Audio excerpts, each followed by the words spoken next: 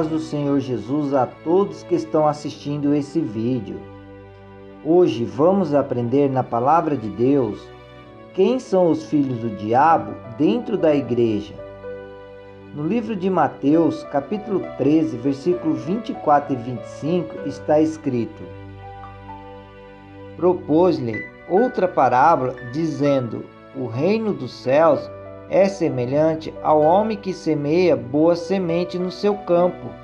Mas, dormindo os homens, veio seu inimigo e semeou o joio no meio do trigo, e retirou-se.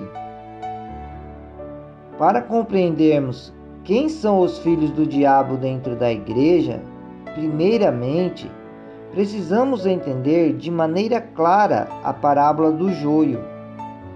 A parábola do joio foi registrada apenas por Mateus. Ela indica que nem todos os que professam aceitar os princípios do reino dos céus são de fato o que aparentam. Não devemos nos surpreender de encontrar dentro da igreja. Judas era um desses. Muitas vidas que se encontram na igreja não foram transformadas pelo Evangelho. Jesus queria que soubéssemos que essas sementes não foram semeadas por Ele e que a vida deles não é produto da semente do Evangelho. A presença deles na igreja se deve ao fato de que um inimigo os semeou com o duplo propósito de pôr em risco o trigo, desonrar e arruinar o dono do campo. O próprio Jesus é o semeador. Jesus não deve ser culpado pelo fato de posteriormente ter sido descoberto o joio crescendo na igreja. É importante lembrar que a presença do joio entre o trigo não fez com que trigo algum se transformasse em joio. O campo é o mundo.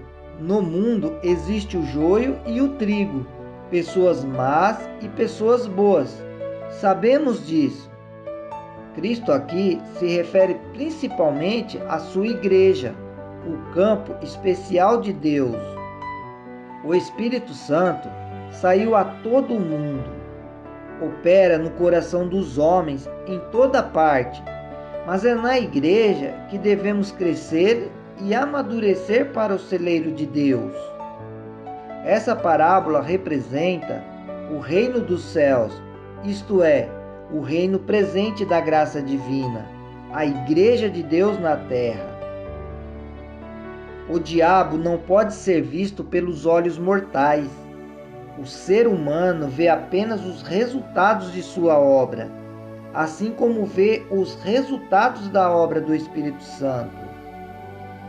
Tudo que é bom na terra vem de Deus. Tudo que é mal, em última instância, resulta da semente que o diabo semeou no coração humano. Em algumas partes do Oriente, ainda hoje, a forma usada para se vingar é semear joio sobre o grão de trigo semeado antes. Esta planta, comum da Palestina, cresce até cerca de 60 centímetros. Em seus estágios iniciais, não é possível distingui-la do trigo. Somente quando a planta amadurece e as sementes ficam escuras, pode perceber a diferença.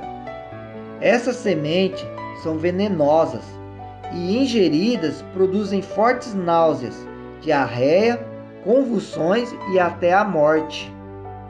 O joio é descrito como os filhos do diabo, porque se assemelham a ele em caráter.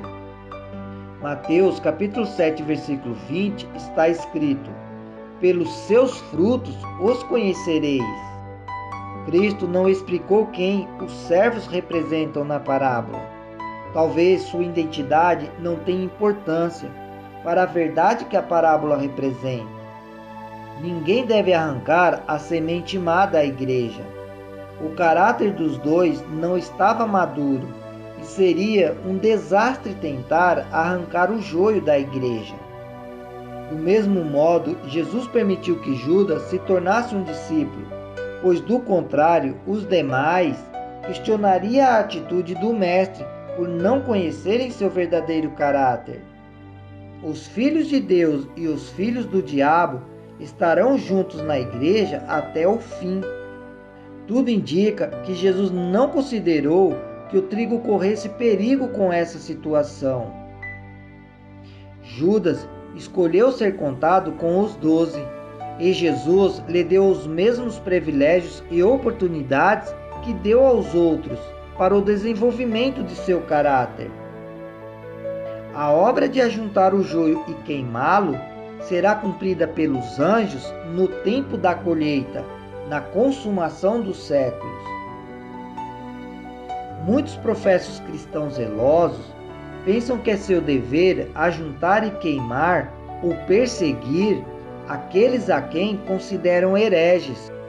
Jesus nunca comissionou tal tarefa a seus representantes terrenos.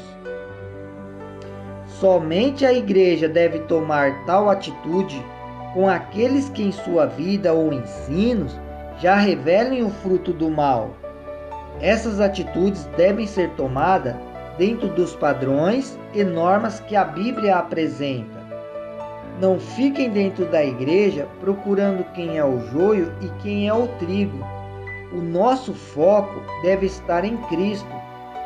Precisamos ser o trigo, pedir a Deus que nos transforme segundo sua graça e misericórdia.